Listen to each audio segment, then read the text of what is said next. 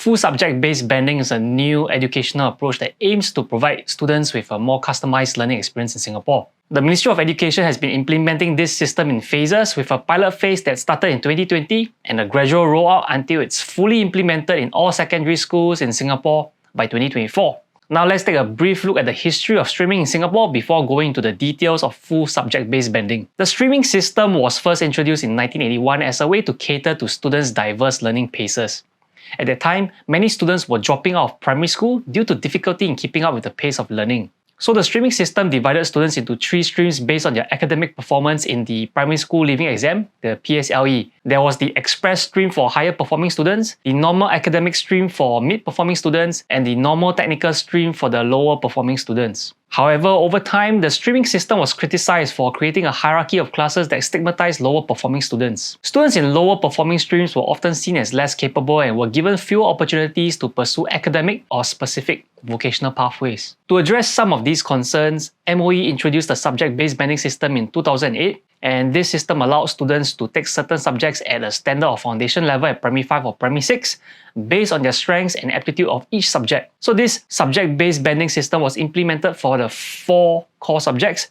That will be the English language, mathematics, science, and the mother tongue language. Students who do well in subject-based assessments in these subjects can take them at a more demanding level as they progress through their secondary education. Under the subject-based banding system, Primary 5 and 6 form classes comprised of students offering a mix of standard and foundation subjects. This provides students with the opportunities to interact with the peers of different abilities. And of course, grouping students of different subject combinations in the same form class also reduced concerns about labeling and stigmatization. However, this subject-based banding system still did not provide enough flexibility for students to choose from a wider range of subjects at different levels. At the time, MOE was continuing to receive feedback from parents and educators to further refine the system and provide more customized learning experience for students. And in addressing these concerns, MOE actually launched a pilot phase of the full subject-based banding system in 28 secondary schools in 2020. The system was aimed at providing students with a more customized education experience by allowing them to choose subjects at different levels based on their strengths and interests. When it's fully rolled out in 2024, the full subject-based banding system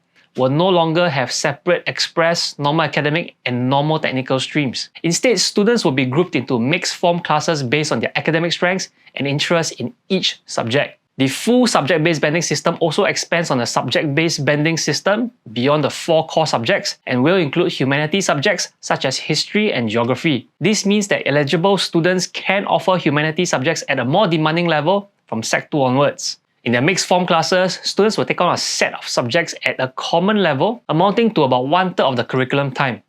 This will allow students in mixed form classes to spend curriculum time together in these subjects. These subjects are art, character and citizenship education, design and technology, food and consumer education, music, and physical education. To ensure students with mixed abilities in this mixed form class can actually succeed, teachers will have to adopt a range of teaching approaches to meet the different learning needs and pace of their students in the same form class.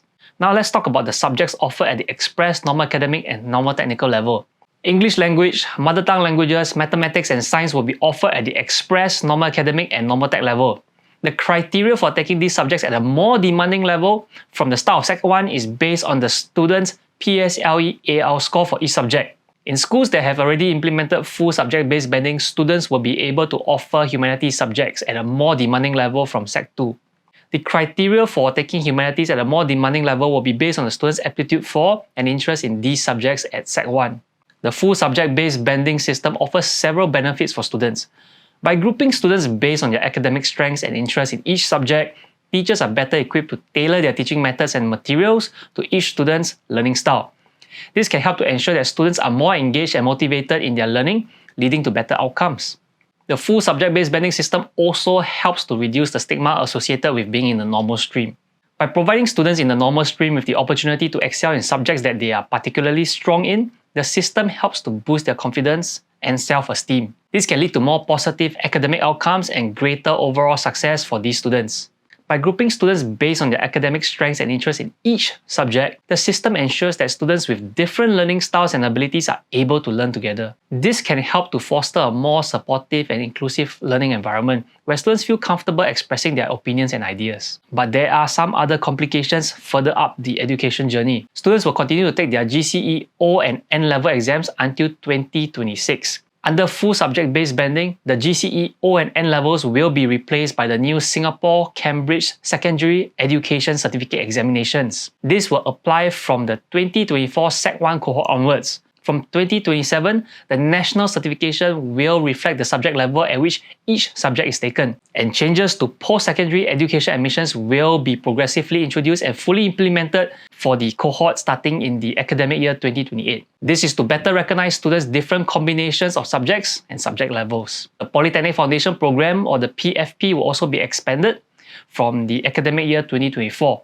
As a first step, the PFP will be expanded to allow a wider group of students to benefit from a practice-based preparatory pathway to a polytechnic education, while ensuring that they are able to cope with the curriculum by relaxing the grade requirement of 2 best subjects in the ELMA B3, which is the English language, mathematics and best 3 subjects, from the normal academic level grade 3 to grade 4, while retaining the ELMA B3 at a raw aggregate score of 12 points or better and the subject requirements for English language and relevant subjects. Starting from the intake commencing on the academic year 2026, admissions to the PFP will be restructured to a cluster-based approach. Students in the PFP will enter one of 3 broad clusters, so that's the sciences, design, engineering and technology, or humanities, arts, media and business, before posting to a specific diploma course based on their interests and PFP performance. These changes balances the increasing flexibility of the pathways while still ensuring that students enter a pathway that they are able to cope with as they progress. And moving on to the ITE, it's transitioning all its Nitec courses to a 3-year enhanced curricular structure, leading directly to a higher Nitec certification. ITE will continue to monitor the outcomes for this implementation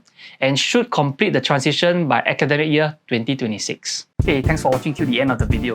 If you found value in this content, please help me out by liking the video.